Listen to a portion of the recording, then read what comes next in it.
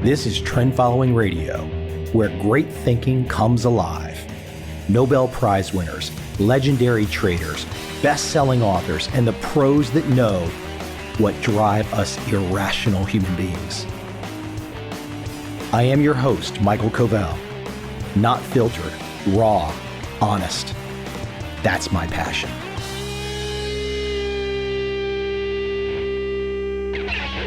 I love this opening title, Edge, Turning Adversity into Advantage.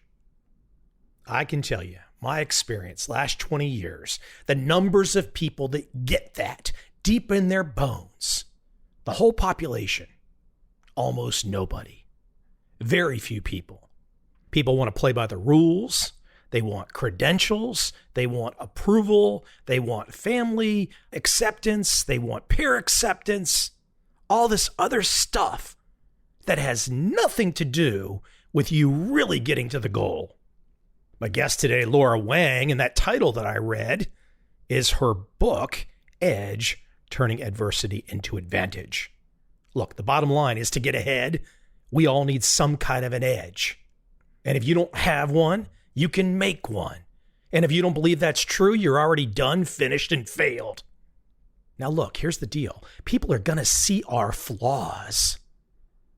But the issue is, can we get them to see something else? Can we get them to see that stuff that's really important inside us? And yes, there's a way to do it. Laura has done the deep research. She has done the homework. And her book, her new book, is inspirational as you know what. Without any further delay, let's jump right into my guest today, Laura Huang.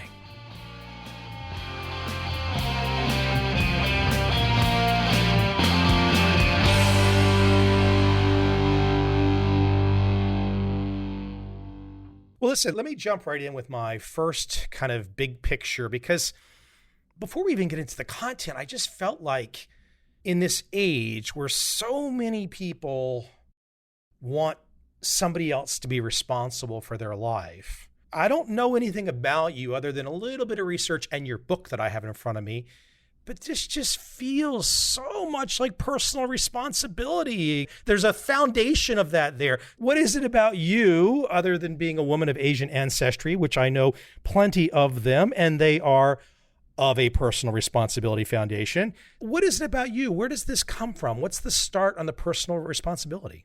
I think we all sort of recognize at some point in our lives that there's this myth of meritocracy. We're sort of taught that work hard, and that hard work will speak for itself. And at some point we realize that it's not just about hard work, that hard work alone isn't going to get us the success or the outcomes that we're looking for. There's been a lot recently where we've talked about how our structures are broken and how the systems need to change. The thing is, it's that we've been talking about these structures and these systems for a really long time. They're either changing too slowly, or maybe they're changing, but they're not changing in ways that we intended. A lot of the things that I started studying more than a decade ago were really around these structures and the fact that there's all of these individuals within these structures, and we can't just sit around saying that the structures are broken. We need to really empower ourselves from the inside to be able to change behaviors from the inside, so that it's not just outside fixing the inside, it's the inside also fixing the outside. I think it's a lot of that sort of thing. It's personal experiences coupled with the research that I've done. For example, I found in some of my papers that male investors and female investors are both equally as likely to sort of discriminate against women entrepreneurs. That's not something that we hear all the time. That's something that we sort of, a lot of times the lay assumption is that it's male entrepreneurs that have the stereotypes or that are doing the disadvantaging.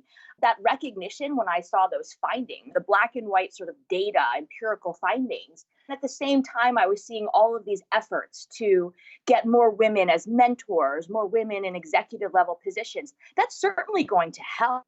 That's not going to hurt at all, but it can't be the entire solution, especially when I couple that with some of the results that I'm seeing in research. People have to be able to empower themselves within an imperfect system, within systems that are not perfect. That's all sort of the impetus.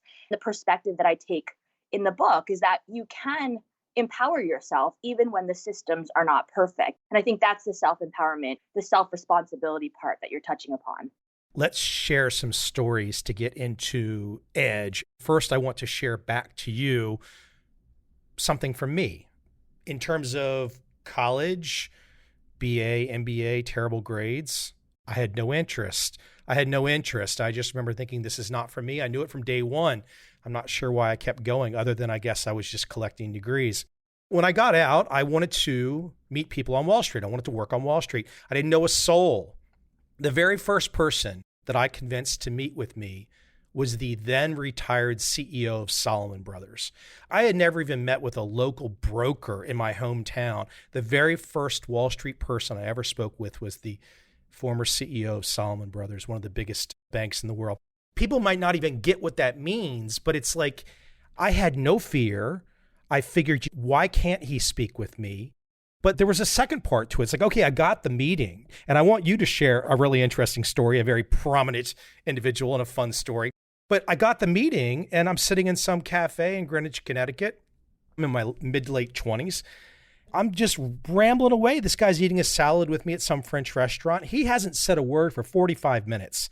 Of course, I think he can make or break me and can put me in a job at Salomon Brothers in 2 seconds. So I realized this is going downhill. This is not going to go anywhere. I said to myself, I looked at him and I said, his name was Jim Massey. I said, Mr. Massey, he's eating a salad, hasn't said a word for 45 minutes. I said, if I said anything today where you thought I was full of shit, the exact thing I said to him, he put his fork down, he stopped eating, he looked at me and he goes, yes, you said you wanted to be the best. You don't want to be the best. You just want to win. Now let's go back to my office and talk. You described back to me as a professor all the different ways that and different things that happen there, the confidence installation in me. Oh my God, you're just like, okay, now I kind of see how this game is being played. In that split second, I saw how the game was being played. Why don't you tell my audience a story just as fun, perhaps even more fun, something with a guy that is involved in rockets and electric cars? Yeah. I will tell that story in a second. But what I wanted to say about your story is that you perfectly embodied a lot of the principles that I talk about in Edge, which is that you were dynamically sort of iterating in that conversation. You recognized at some moment, and rather than continuing along this path of advocating for yourself and trying to get this job, you sort of stopped and you redirected the conversation. Once you recognized what was going on, you were able to sort of perceive what was going on in your counterparts and in his minds, and really redirected it back to who you are and the value that you can provide. And that's sort of the beauty of what this is that it's a really personal journey. A lot of people ask, what are the 10 steps that I should take to creating and gaining my edge? I wish I could give people a recipe. I wish I could give them, here are the 10 things that you do in this order. But it's really not. It's a perspective. The more that you're able to make it personal, go into situations and know the unique strengths and weaknesses that you bring in, that's when you're able to do things like what you did. How would you perceive, I'm a young guy, he's just recently retired, one of the top 100 paid guys on Wall Street. What would you have perceived as going on in his head for those 45 minutes where he hasn't said a word?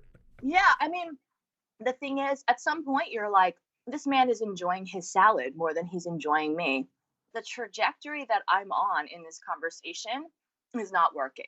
A lot of people would sit there, be polite because they're too damn scared, and not realize they're never going to have contact with him again. They're going to play it out and play niceys. They're never going to have contact with him again, and they don't get that in the moment. Or they double down. They're like, he's not listening to all of the things, and they continue to push and advocate. They're in sort of sell mode. They're in this pitch mode. That's probably what I was in for 45 minutes. I can't remember. I just remember what I said to him. Yeah, there's a degree of luck as well, where you had the opportunity that he didn't walk out after 20 minutes and say, I've had enough of this. You're lucky to the extent that he probably was enjoying his salad, and it was probably a damn good salad. He was going to finish it. Because people like this, you don't often get the time. You don't often get that window. It's sort of one of those things where you take a man of that stature. He's sort of thinking, don't waste my time.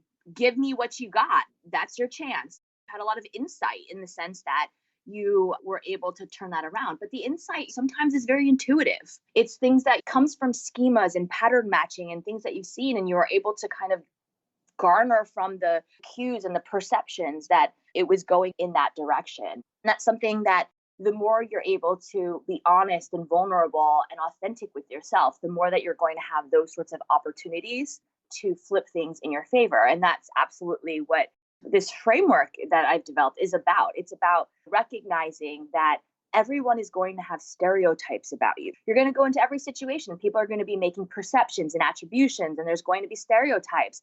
How do you turn those negative stereotypes around? How do you flip those stereotypes to work in your favor? How do you flip bias to work in your favor? Yeah, so I think that that's a great example.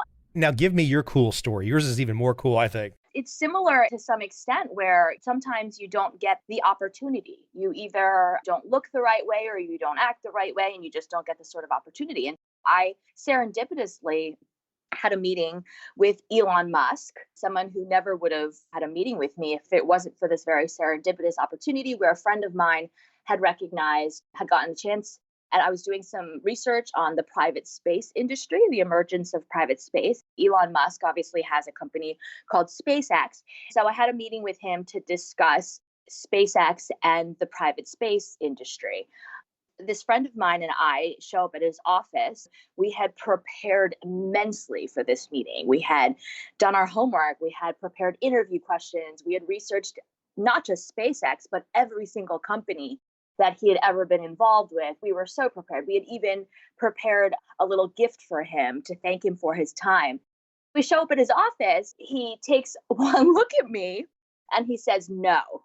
That was literally the first word he said to me. He said, "No." And then he said, "Get out of my office." And I'm thinking in that moment, oh my gosh, what is going on? You had to be a lot faster than me. Yeah, it was 10 seconds. And I'm like thinking, what could I have possibly have done in 10 seconds to warrant him to so strongly and vehemently just say, "No, get out of my office"? In that moment, for whatever reason, in my nervousness, I started giggling.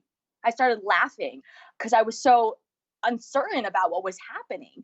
It sort of stunned him because I don't think he often has women standing in front of him just giggling and laughing for no apparent reason.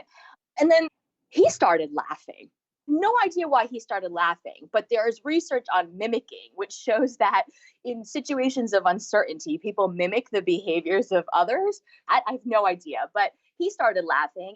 Now both of us are standing there laughing, totally unsure what's happening. In that laughter, while we're sort of laughing, in that instant, I realized that he's not looking at me. He's actually looking at that gift that I'm holding. I realized, oh my gosh, he thinks we're entrepreneurs trying to pitch him for money, pitch him for connections, pitching him for whatever. I mean, this is a man who probably gets asked for everything all of the time. And we're still laughing at this point, and I sputter something out like, "You think we're entrepreneurs and that we're trying to pitch you?" And he's like, "Aren't you?" And then again, in my nervousness, I just sputter out something along the lines of, "What, like you have money or something? We don't need your money." He thought that was hilarious and started laughing even more, then invited us into his office, after which we then had an amazing 45-minute conversation where he then, at the end of the conversation, offered up all of the very things that he had said no to and thought that we were asking for, which we weren't asking for at all. But then he offered of his own accord. Connections, people that he knew, introductions to people. He even gave me a hug on the way out. It was one of those situations where you recognize that there's some perception being made of you. If you're able to you're able to flip something, you're able to just based on one small thing, flip things in your favor. That's when you're really able to create an edge. That's how we were able to take this situation where one of the most powerful and richest men in the world started out by saying, "No, get out of my office." And then we were able to actually gain an edge over him. Now, there are armies of kids across the university systems, across this world, who do not think like that. They just think, what are the rules? I got to get the best scores. Then when it's all said and done, some king is going to anoint me and I'm going to get the job and then they're going to take care of me. Yeah, and there's a bunch of different pieces to that. One piece of that is something that is very much like we have ingrained in people's minds that if you work hard or that you work hard, that it'll speak for itself. That's one sort of population of people that continue to sort of think that if you work hard, work hard, work hard, and it'll speak for itself. But there's also this sort of mentality that a lot of people increasingly have, especially parents, sadly, that they're fighting so hard to give their kids an advantage. We see instances where parents are paying to try and get their kids into college. These very illegal almost things where they're trying to pay people to take their SATs for them, pay their way into getting admission into colleges. But even on like a more benign or legal way, parents are trying to give their kids an advantage by extra tutoring, private coaching, exposure to lots of extracurricular activities. We're trying so hard to set them up in this way. But they're not resourceful. No, but instead, parents should be trying to teach their kids how to create their own edge. They should teach them this is the self-empowerment piece. This is the self-responsibility piece. If you teach your kids how to create their own edge, they can go into any situation and be able to dynamically interact with people. They're going to be able to go into any situation and be able to show how they provide value in that particular situation, because otherwise they're not going to know the difference. You change one variable, you change the industry that you're working in, or you change the person that you're interacting with. It takes a different type of dynamic. It takes a different type of understanding.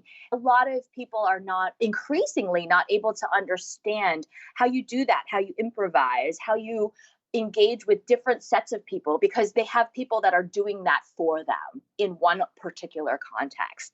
So much more valuable and effective when you learn how to create your own edge rather than relying on any sort of privilege or any sort of advantage that's been given to you. You got to learn how to fail, though, too, huh? Failure is a huge part of this. I often say that anyone can learn this. Anyone can learn this, but not everyone is willing to. The willingness piece of it is acknowledging that part of this is failure, that you are going to have drawdowns, that you are going to have disappointments, you are going to have failures. But those failures are how you're actually building these mental models, building that intuition around when do you want to be analytical and when do you want to be relying on your gut feel? What circumstances am I being perceived in this way? And in what circumstances am I being perceived in that way? Not only failure, the willingness piece is very difficult because it takes a willingness to be embarrassed, to embarrass yourself. Because the way that you learn, the way that you process, the way that you understand what you care about, what your values are in those instances that really burn and really hurt and really embarrass yourself. And the willingness, a lot of people don't do this because they get embarrassed or they get burned. Then that feeling sits with them and they're sort of like, never again do I want to put myself in that situation. Here's something that I really like about what you're doing. You're bridging two worlds. You're in the university system. To me, that university system has been void of voices like this guy who gives you a nice blurb on the back of your book named Seth Godin, whose blog that I've been reading for 10 plus years. And I think to myself, who teaches what Seth Godin has on his blog for free? There's more inspiration, more insight, more wisdom on Seth Godin's blog than everything I learned in college. Completely more. But what's so interesting is how you have this university world over here. I'm just using Seth as an example, but Seth's over here and they haven't been connected. At least not in a way every college freshman should know who Seth Godin is and read that blog. Yeah, and Seth is an amazing person. I'm so grateful for his support and the fact that he enjoyed my book. He's reached out and has said how much he's enjoyed it. I completely agree. I think that he's got an amazing perspective. But you're bringing that perspective over, though. You're bringing that perspective to the university world. Yeah, it didn't happen immediately. I had been doing research for over a decade on inequality and disadvantage and people who are underestimated and finding all sorts of things around. I have to say, it wasn't just around the typical cast of characters. It wasn't just gender and race and ethnicity and class and religion and sexual orientation, though those things certainly were very salient for disadvantage and disparities. But I was also finding that everyone has something. You go into a situation and people are going to perceive you in certain ways. I mean, I remember Ronan Farrow telling me, Ronan Farrow, somebody who seemingly has all the privilege in the world, mother is Mia Farrow, but he goes into situations and people immediately discount him and say, oh, you won the Pulitzer Prize because of who you are. Your reporting, it's not very good. People give you sort of pass. He has to face perceptions as well. He has to guide perceptions. Everybody has something. So I was studying sort of disadvantage and inequality and all of these sorts of things. And I kept finding the same sorts of results. And it started getting really depressing. What was the current path to study those particular topics? What was the rationale? Well, one of the first studies that I did was looking at accent, actually. It was because I had seen my mother, my father, actually, as I was growing up, had gotten passed. They were immigrants from Taiwan, and they had gotten passed over for promotion after promotion after promotion, even though I saw how hard they worked and how good they were. In one promotion that my father actually got passed over for, I realized that he was actually doing the work of his boss, the person who had gotten promoted over him, because that person was not qualified. I felt like it was because of their accent. I felt like it was because they were immigrants. One of the very first research projects that I did was testing what was happening, why it was that people who were, and I found indeed people who have accents are much less likely to get promoted. They're much less likely to get hired into top management team positions. They're less likely to get funding for their ventures. Now, there are differences based on accents. I will say that if you have a British accent, for example, you're much more likely to be seen as educated and intelligent and witty. But I saw that there was this difference. And so after that, I started studying all sorts of different perceptions that people had. What I realized, well, first of all, what I realized from some of that research was that it wasn't about what we typically think it's about. It wasn't about things like communication. People think that it's because you aren't able to communicate as well, and that's why you're not getting the position. But in fact, I found that it was about perceptions around things like how interpersonally skilled you are, or how good of a team player you are, or how well you're able to think outside the box. Things that were not correlated at all. Did you have a thought of what you were going to do with it? Were you going to show everybody these results? Because ultimately you got to the other side of the fence where you're saying, hey, all these obstacles are there, but we really can't keep talking about them. Yeah, well, what happened was I found all of these sort of negative effects. People would ask me, so what can we do about it? What strategies can we take to do something to level the playing field?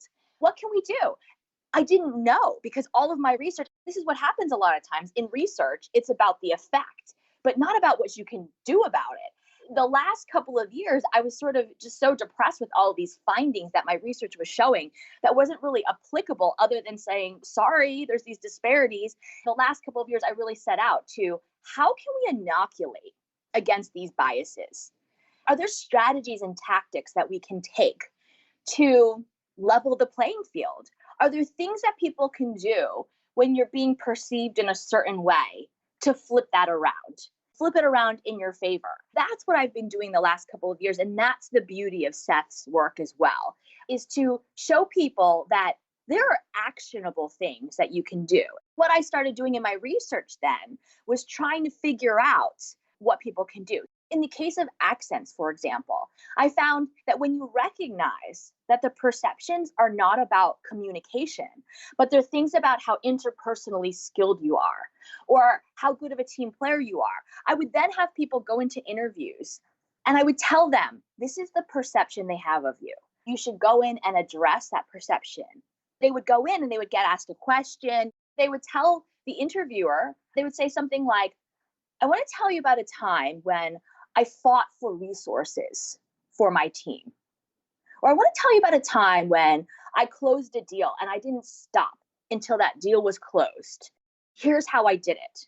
By doing that, it addressed those exact perceptions, those exact negative perceptions that people had. It stopped. It stopped and redirected. It did so in a very benign way. Instead of going in and saying something like, I know you think that because I'm a woman, X, Y, and Z. Instead, you say something around that perception that you think they have because you're a woman or because you have an accent. It results in a conversation where you're able to flip that perception around. And I find that people are not only able to then get the job or get the promotion or get the funding, but in some cases, they're even more likely to, because now they have all of the strengths that they already saw in them. Plus, they flipped those weaknesses around and position themselves as someone who does have interpersonal influence or team experience or whatever the case might be. Let me comment on accent for a moment. In my experience, it seems like that people that might have an accent when they're speaking English, if they're confident about their accent, even if they know it's a limitation and they don't let it hold them back, that they have that personal confidence, they kind of demonstrate to the other side that they know what they're talking about, regardless of whether or not it's perfect English. The other side is more accepting. I think sometimes if someone has the accent, they're a little more demure or they hold back or they don't show as much confidence, then the other side feels less warm to them as well. Sometimes, but not always. There's two sort of dynamics that are happening there that you're describing. The first is that in the eye of the beholder, in the eye of your counterpart, it's not that these things are always explicit. Oftentimes, these things are very, very implicit. It's not that you go in thinking, oh, this person has an accent, they're less politically skilled, or they're less interpersonally skilled, or they're less like, these are things that are implicit sort of assumptions. Going in and sort of flipping that in a really benign way allows you to do so without addressing it explicitly. The second dynamic is from the perspective of the person who has the accent. When we feel that there's some sort of obstacle or adversity, or that person is underestimating us, those are the situations where we go in, regardless of what it is. It doesn't have to be about accent. But when we think that there's some sort of constraint, that's when we go in and we often come on strongest because we're trying to convince. And we try and convince people. We're thinking, this is our opportunity. Here's the 6 bullet points that I want to make sure that they know. That's sort of the confidence that you're talking about. And so people express that in different ways. But that confidence sometimes limits us because it almost shackles us and doesn't allow us to dynamically improvise. It doesn't allow us to stop the conversation when we realize that person eating the salad is not really listening to us. It doesn't allow us to then take those signals and cues and then flip things around. We go in and we say, we need to just keep convincing them. Here's our best points. Here's our best points. We go in with this mindset of advocating rather than going in with more of a inquiring mindset where we're saying things like, help me understand what it is that you're doing. Help me understand the vision and why you've come to this vision.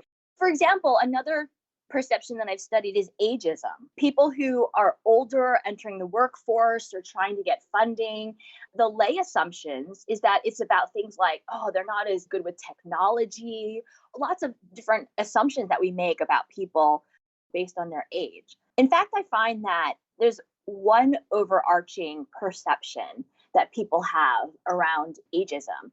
That perception is around curiosity. If you can demonstrate in situations that you're curious, then it flips that perception around for a host of different things, including how receptive you are to technology. When you say things like, I'm curious about how you came to your vision, and I'm curious about what you're doing in your strategy for this company, the assumption then becomes that you're willing to learn and you're willing to grow with the company and that you have this sort of blank slate for wanting to understand what they're doing. And then it becomes this asset, and people who are older actually are more likely to get the job and more likely to get the promotion than otherwise. Let me keep you at the word edge for a moment, since it's the main word on the front of this cover. In my world, I'm around some trading. In that trading, often the phrase mathematical edge comes into play. You're simply trying to have a positive edge. And if you have a positive edge, you don't overbet, you could do pretty well in life and in trading and investing. You got that positive edge and you bet correctly. Speak to me. Where did this word edge come into play for you? Yeah, I mean, it's funny because I was an engineer by training and I worked on the trading floor for a number of years as well. So in some ways, I think what you're saying, there might have been, Some of that in the yeah, back of there your might have mind. been some of that where the word edge, but I've also sort of long thought about some people just naturally have an advantage and other people don't, but they can create one for themselves. I got to let you stop there for a second. Some people naturally have the advantage. You hear that? Everyone will say that. But that second part of the equation, so many people, in my experience, do not believe the second part. They get hung up on the first part. They're convinced the other person has it. They don't have it, and they don't believe the second part. Yeah, the second part is critical because some people naturally will have an edge. It's going to change based on the context. It's not the same person has the same advantage in every single situation, but some people will naturally have an edge. Other people have to create one for themselves. But you can create one for yourself. That's where edge came from, is that even though other people have an advantage, you can create, gain, and discover your own edge. Edge actually stands for the components of this framework. The E is actually for enrich, which is about knowing how you enrich and provide value, knowing your strengths, knowing your underappreciated assets, knowing your weaknesses. The E is for enrich and knowing that in different situations, you're going to bring different pieces, but that you do bring value. That could be providing value before you get anything as well. Absolutely. Absolutely. But the thing about enriching and providing value is that you don't always have the opportunity to do so because you don't belong to the right networks or the right groups, or you just don't have the chance. People aren't giving you that opportunity. D in edge is for delight. Delight is how you sort of get that opening. It's how you get that entree or that entrance to show how you enrich and provide value. It's when you're discounted or you're at some sort of an adversity, it's showing them this piece of you that makes them stop and pause for a second and say, then they'll ask questions perhaps. That's when you're able to kind of shine and show how you enrich and provide value. The G is for guide. Guiding is so important even after you've delighted them and you're showing them how you enrich and provide value. You need to continue to guide their perceptions. This isn't a once and for all thing. Circumstances are going to change. You have to continue to guide them, not just to who you are, but your trajectory, the things that you want to accomplish, where you're going. And then finally, the last E is for effort and hard work. Effort and hard work comes last in this. Typically, we think about hard work as coming first, that if you put in your hard work, that the hard work will speak for itself. But it actually comes last because if you know how you enrich and delight and guide, that's when your effort and hard work will work harder for you. I jotted this down from your work. I love this. It caused me to look at this entire subject in a different way. How do they see you and how should they see you? Yes. And that's what we've been getting at in this conversation. How do they see you? Well, they see you. For example, the guy that was eating the salad saw me as some schmuck that wouldn't shut up. But how should they see me? They should see me as the guy that was willing to use profanity when he realized he was never going to talk to the man again. Right. You got the sense in your conversation that he wasn't going to be someone who was offended by profanity. In fact, he might be impressed by your bravado. If for some reason it did offend him, you knew that there was no sort of harm because that was your opportunity. He wasn't going to talk to you after that anyways. You might as well give it that shot. That's absolutely the case. The thing about you were saying around this as a perspective, that how people see you and how people should see you, a lot of times people get hung up on this as they sort of say, this feels almost strategic or manipulative. I'm trying to manage other people's impressions in a manipulative way. I've seen other people who have done that. I don't like when they do that and they're trying to kiss up to the boss or whatever. And I don't want to be that person.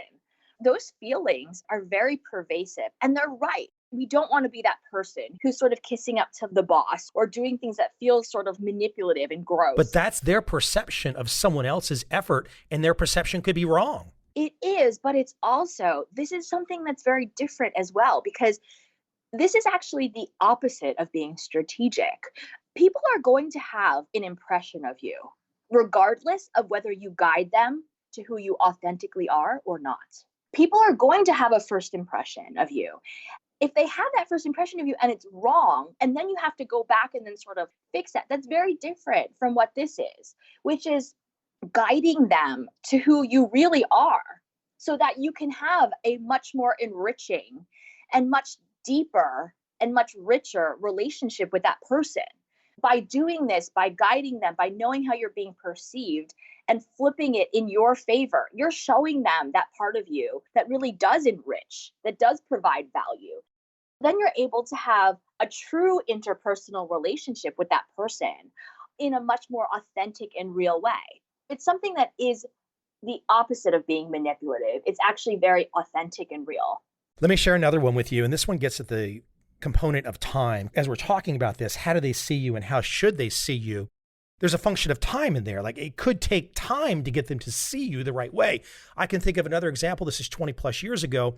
I wanted to talk to this fund manager. He was not giving me the time of day. It was phone calls and letters. I was getting nowhere. I did this for 18 months. I figured it was probably just getting shredded or whatever. Finally, I decided, okay, I'm at my wit's end. I kind of like the salad story. And I sent him a one-page fax. The one-page fax was the top 10 reasons you need to sit down with Mike Covel right now. I can't remember what they were. They called me back within 5 minutes and they said, you have 30 minutes on this day. It took 18 months. It took 18 months of me trying something, not working, trying something. I think people, sometimes they want this immediate reaction to whoever they want to connect with. And it doesn't happen immediately. Yeah, it does take time. That's certainly true. It's also going to operate differently for different people. The things that you tried during those 18 months, some of those might have worked for other people. Your facts of the top 10 reasons worked beautifully for you. They would not work for other people. That facts would have not worked for someone else. It's really recognizing that you have to take advantage of those opportunities in situ is what I talk about. I talk a lot about how capturing those opportunities in a way that works for you under the timing that works for you. I tell this story about how when I first joined the Wharton School as a faculty member, I had a colleague of mine who was trying to help me get situated. And he was sort of saying, you need to be networking. You need to meet the associate deans. You need to be able to, and he said, look, you need to just ask them to lunch, ask them to dinner, ask them to get drinks with you. This one associate dean who I thought I would hit it off with because we had a lot of common interests in terms of our research, I asked him to lunch one day. I remember that we were in this lunch the whole time. I got this feeling that he was sort of like, you're wasting my time. What is it that you wanted to meet about? I just wanted to get to know him. That's sort of what the advice to me was, just get to know them. But I felt like he was like, you called this meeting with me. My time is so valuable. What do you want to discuss? Do you want to discuss the curriculum? Do you want to discuss the state of affairs at the school? Do you want to discuss the annual fund? What is it that you want to discuss? It was a very frustrating sort of lunch that just felt so awkward to me. I'm not somebody who can ask a senior associate dean who's a male to drinks, to dinner, and have the same type of relationship and rapport that one of my male colleagues is able to. Well, incidentally, a couple weeks later, this associate dean and I were both flying to the same conference that we were both going to be speaking at. We ended up being on the same plane. As we're getting off the plane, he sees me and he says, oh, hey, we realized we're going to the same hotel, the same conference hotel. He said, oh, how are you getting to the hotel? And I said, oh, I'll probably just grab an Uber or something. And he said, oh, well, I have my car waiting for me. And I remember thinking to myself, oh, yeah, I have my car waiting too. It just happens to be an Uber car rather than a private driver car. But he said, oh, well, why don't you just ride with me? We rode together, and in this 45-minute car ride, where he was going to be going anyways to the hotel, there was no pressure.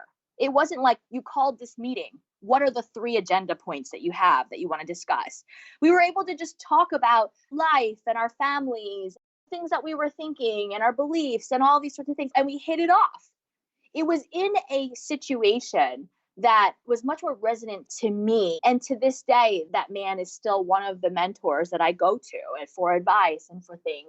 It kind of speaks to, you have to do things in a way that's going to work. You brought up a great point, and I would like you to explain it from a female perspective, because I think your perspective can be useful for the women and men listening. You're right. I think that for a woman to approach a man to want to connect on a professional level, guys are guys. We're kind of close to monkeys. Seriously, I don't care how much education we have. Guys are still closer to monkeys. How do you navigate that? I mean, you got lucky in this situation in a way, but how do you take that experience that happened a while back, then apply it going forward, especially when you're having conversations with other women and you're kind of trying to figure this out? I mean, I think it goes beyond gender in a lot of ways. It's really about everybody is different. Everybody has something. I think a lot of times people, for example, women and men will say, hey, you super successful person who's achieved, they'll see somebody who's super successful that's achieved something that they really want. And they'll say, how do I get to be where you are? How did you get to be this person in this position? And that person will sort of tell their journey and we'll try and like replicate that journey. Oh, and then they got this degree and then they went there and then they did this. And then that's actually the worst way to try and get to that place, because I can guarantee you that that same trajectory will not work for you. Two people can get to that same position of power and have taken drastically different journeys. That is what's going to happen. What worked for somebody is not going to work for you at all. You should be doing something completely different and recognize that because that worked for that person and that person is uniquely different from you, that that's actually not going to work for you. It's more about understanding where you want to go and what you want to achieve and the best path and the best process for you. I think for women, I think it's really important to understand that because there are a lot of male mentors and because there are a lot of tried and true paths to success, that you really need to understand who you are and carve out your own success. This one piece of advice that someone once gave me is that it's like you're creating your own board game. To some extent, you need to convince people that this is a game that's fun to play. You need to teach everyone the rules and you need to teach everyone that this is a fun game to play. You're going to come up with a very different kind of board game than other people, and you're going to have different rules and you're going to have different values and beliefs.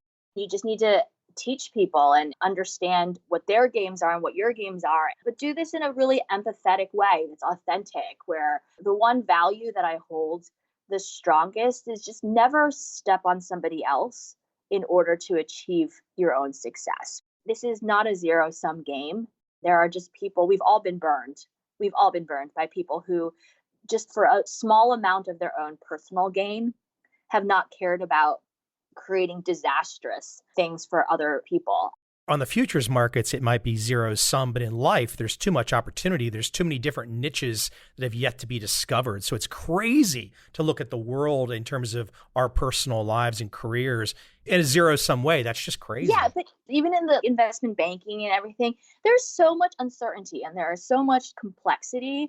Things that even seem like they're hard data are based on things like our intuition and our gut feel. When I was working in investment banking, I'll never forget one of the first projects that I was, well, not specifically in investment banking, but one of the first projects that I was working on in finance was I had a VP who said, okay, well, we're working with this client and they're trying to decide whether to acquire company A, company B, or company C.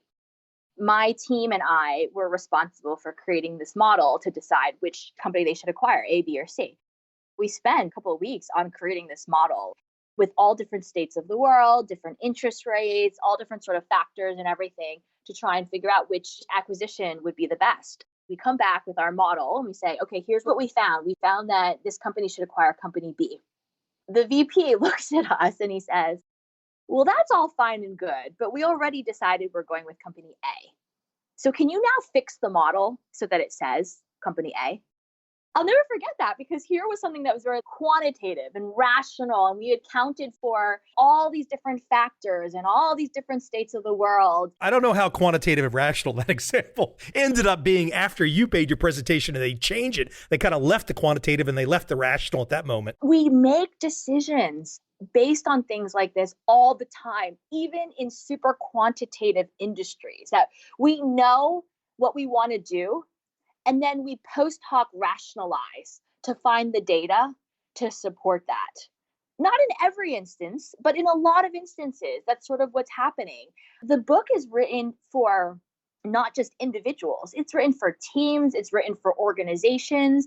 I mean, how often are buy, sell, and hold recommendations based on perceptions and signals and cues?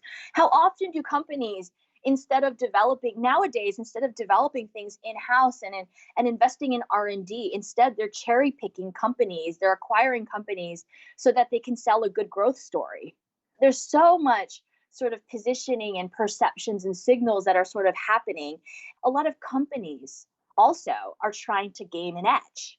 They are trying to grow and they're trying to stay nimble and they're trying to do lots of things. The thing is, a lot of the companies that I speak with and that I talk with, they say things like, yeah, we're trying to grow our business and we're expanding into this and that and that. Part of that that enrich piece, they forget.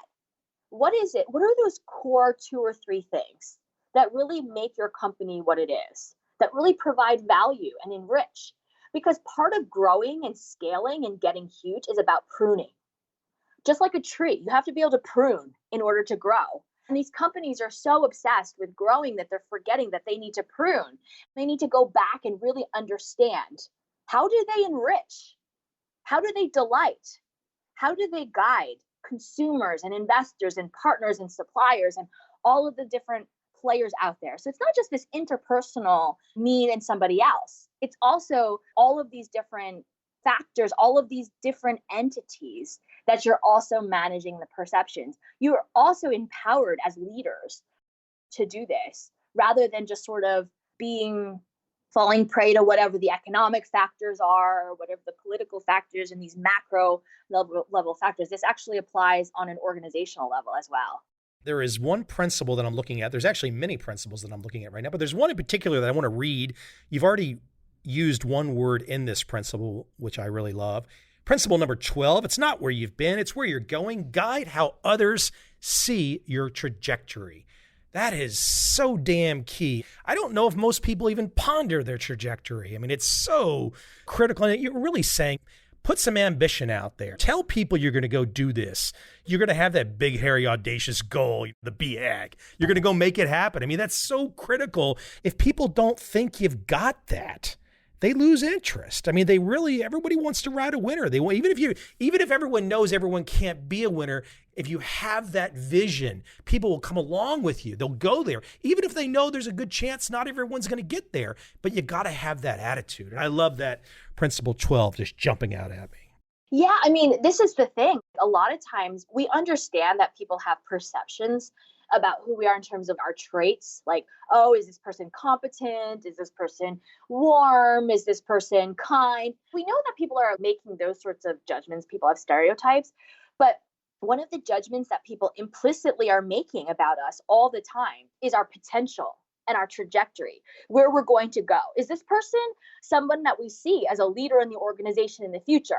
Is this person part of our succession planning? Is this person somebody who can achieve the things? We're making value judgments. We're making calls about people's trajectories and their potential and the opportunities and all of those sorts of things. It's really important not only to guide those perceptions about who we are, but also where we're going and where they see us. The thing I love about this book, your work so much, is in a day and age where everyone is talking about differences.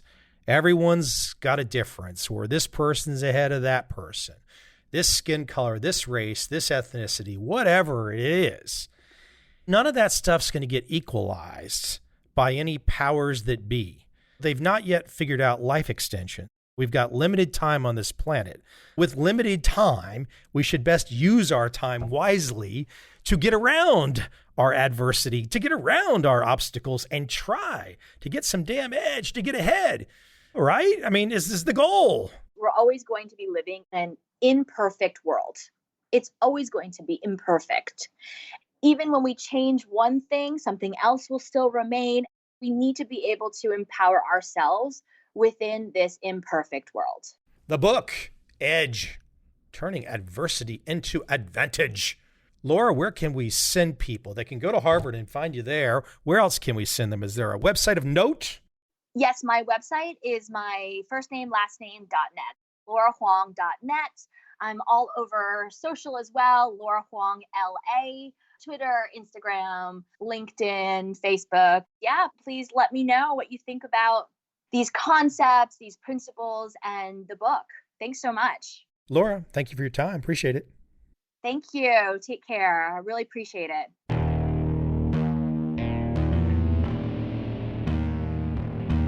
I see a time when those awake will understand how to make money in up, down, and surprise markets. Whether new trader or experienced, college student or financial advisor, protecting against a crash or just trying to make a lot of money, trend following offers everyone an answer in uncertain times. To get started immediately, send me an email, michael@covel.com. I will send you the right trend following steps to take along with my free video. But if you want to buy and hold, trust the government and trust Wall Street, this is absolutely not for you.